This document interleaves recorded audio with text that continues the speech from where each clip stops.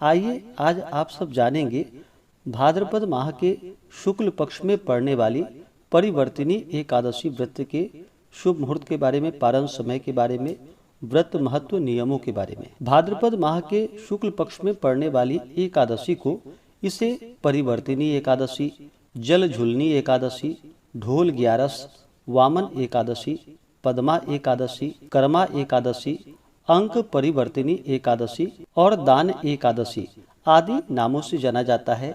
इसे बड़ी एकादशी के नाम से जाना जाता है। इस दिन विशेष प्रकार से भगवान विष्णु, माता लक्ष्मी और भगवान विष्णु के वामन स्वरूप का पूजन करना चाहिए। आप सभी भक्तों को परिवर्तिनी एकादशी व्रत की ढेर सारी शुभकामनाएं। आप सभी के जीवन में भगवान विष्णु, माता लक्ष्मी की कृपा से आप सभी को सभी प्रकार के सुख और समृद्धि की प्राप्ति हो। एकादशी का व्रत, जो कि प्रत्येक माह के कृष्ण पक्ष और शुक्ल पक्ष की एकादशी तिथि के दिन इस व्रत को धारण किया जाता है, इसे एकादशी या ग्यारस व्रत के नाम से जाना जाता है। एकादशी का व्रत, जो कि एक वर्ष में 24 एकादशी का व्रत होता है, वहीं पे अधिक मास होने पर 2/26 एकादशी का व्रत होता है। इस बार अधिक मास पुरुषोत्तम मास आया था, इस कारण से इस वर्ष जो कि 26 एकादशी का व्रत होगा। हर व्रत का अपना अपना विशेष महत्व माना गया है। इसी प्रकार से भाद्रपद शुक्ल पक्ष की परिवर्तिनी एकादशी व्रत का अपना विशेष महत्व है। जो भी भक्त सच्ची श्रद्धा के साथ, नियम और निष्ठा के साथ इस व्रत को धारण करते हैं, इस दिन भगवान विष्णु, माता लक्ष्मी, भगवान विष्णु के वामन स्वरूप का पूजन करते हैं, तो इस व्रत को करने से नीच महापापियों का भी उद्धार हो जाता है और यह अश्वमेध यज्ञ के बराबर पुण्य फलों को प्रदान करने वाली है। जब व्यक्ति के पाप और ताप नष्ट होते हैं, तभी उनके पुण्यों का उदय हो पाता है। उसके बाद ही सांसारिक सुखों की प्राप्ति हो पाती है।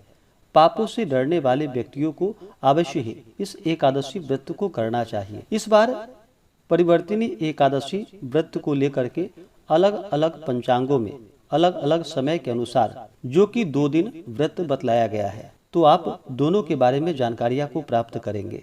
इस बार एकादशी तिथि प्रारंभ समय, जो कि 25 सितंबर 2023 दिन सोमवार सुबह 7:58, यह समय जो कि सनातन पंचांग के अनुसार है, और वाराणसी ऋषिकेश पंचांग के अनुसार समय, जो कि एकादशी तिथि प्रारंभ 25 सितंबर को सुबह 3:47 से एकादशी तिथि प्रारंभ है और एकादशी तिथि की समाप्ति होगी 26 सितंबर 2023 दिन मंगलवार को सुबह 5:01 पे एकादशी तिथि की समाप्ति होगी।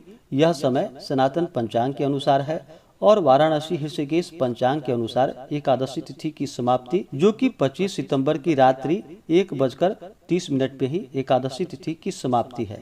इसके अनुसार जो भी आप व्रत धारण करने वाले हैं, सनातन पंचांग के अनुसार अगर आप व्रत धारण करते हैं, तो वैष्णवों के लिए आप 26 सितंबर 2023 दिन मंगलवार को व्रत को धारण करेंगे और वाराणसी ऋषिकेश पंचांग को मानने वाले इसके अनुसार अगर आप व्रत धारण करते हैं, तो गृहस्थों के लिए व्रत, जो कि 25 सितंबर 2023 दिन सोमवार के दिन व्रत को धारण करेंगे और 26 सितंबर को व्रत का पारण करेंगे। वाराणसी ऋषिकेश पंचांग को मानने वाले वो सभी व्रत का पारण, जो कि 25 सितंबर को व्रत धारण करेंगे और 26 सितंबर को व्रत का पारण करेंगे।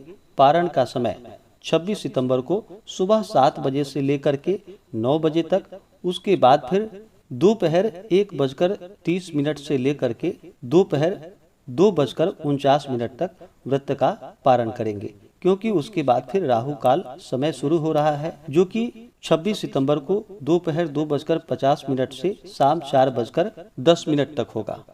और जो भी सनातन पंचांग के अनुसार व्रत को धारण करने वाले हैं, वो वैष्णवों के लिए जो भी 26 सितंबर को व्रत धारण करेंगे, वो 27 सितंबर 2023 दिन बुधवार को व्रत का पारण करेंगे।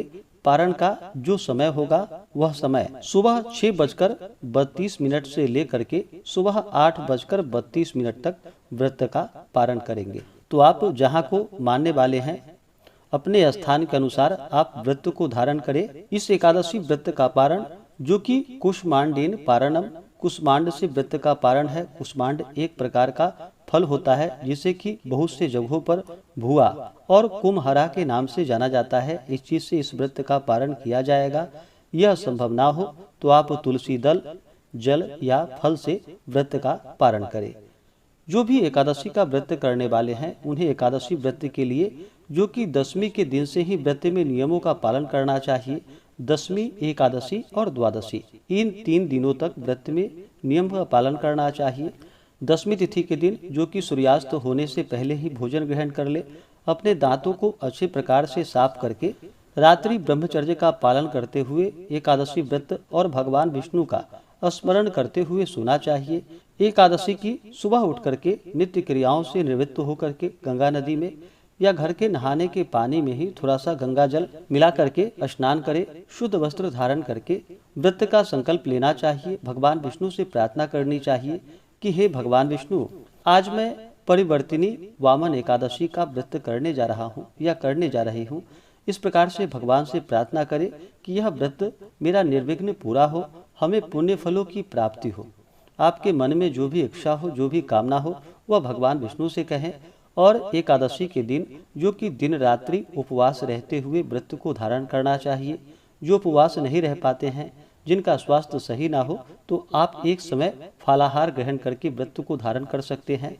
चाय कॉफी का प्रयोग कर सकते हैं, जल पी सकते हैं। और इस दिन, जो कि पूरे विधि विधान के साथ एकादशी के दिन सुबह और शाम के वक्त भगवान विष्णु का, माता लक्ष्मी का और भगवान विष्णु के वामन स्वरूप का पूजन करे, कथा श्रवण करे, भगवान की आरती करे। और एकादशी की रात्रि जागरण करने का विशेष महत्व होता है, तो जहाँ तक हो सके जागरण करे और अगले दिन जाकर के फिर सुबह उठ करके स्नान करके शुद्ध वस्त्र धारण करके भगवान का पूजन और आरती कर ले। इसके बाद फिर ब्राह्मणों को भोजन करवाएं, ब्राह्मणों को दान और दक्षिणा दे, गरीबों को भोजन करवाएं और समय के अनुसार व्रत का पारण करें।